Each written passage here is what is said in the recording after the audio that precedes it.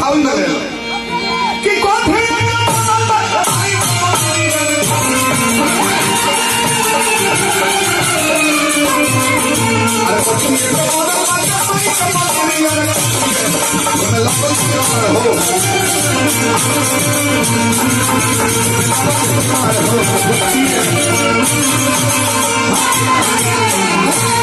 आप पहले नारदी गोनाई हो गई भाई कहा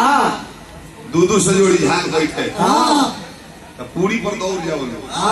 एक बार दूध से जोड़ी झाल बैठा जाओ तो 200 जोड़ दो कतना तो 490 दे दो 500 के जगह पर तो चेलवा ही नहीं खस कहत कि 10 कम बा जी कितना दले बनी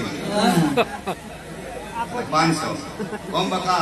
पहले गिनी न मिलाई तो घर में तेज करे कि हमारे 200 न लगो फिर मिला के पूरा कर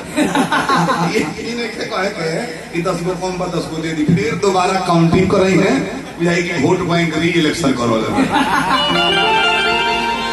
आओ तो ना घर हो बैठी लो बेंजू से म्यूजिक ना बाजी किलाट बाजी तो कहाई कौने रुपए करी वो समय समय कही तो बीच में म्यूजिक में ही नहीं भर भर के समय बर्बाद करे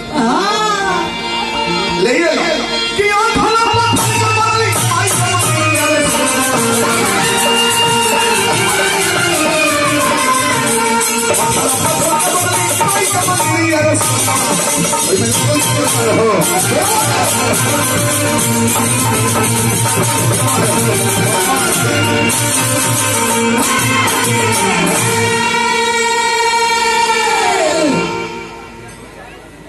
दीपक सिंह जी ज्ञानपुर से पुरस्कार मिलने वाली खुदरा मिलने हार्दिक प्रणाम करते हैं आज तौले जानी फुलका वाला खड़ा हुई एकदम शॉर्ट में मारो उतना समय निकल गया कैसे कि लोग दो गोला सुने लोग कौन फूला फूले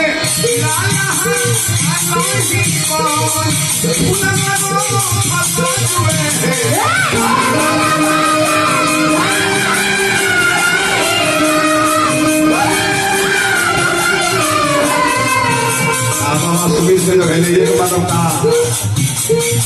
बड़ा कलाकार उनको बदले बांसुरी बजा ले नाल बजा ले तबला बजा ले बेंजू बजा ले तबला के फूल नकलोल से निकाल ले बहुत मेहनत करी और फूल फूले लाला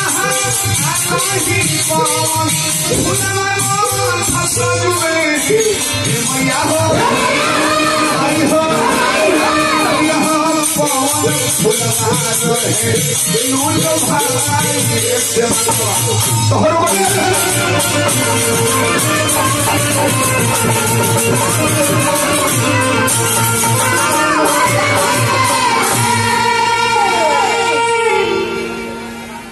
बार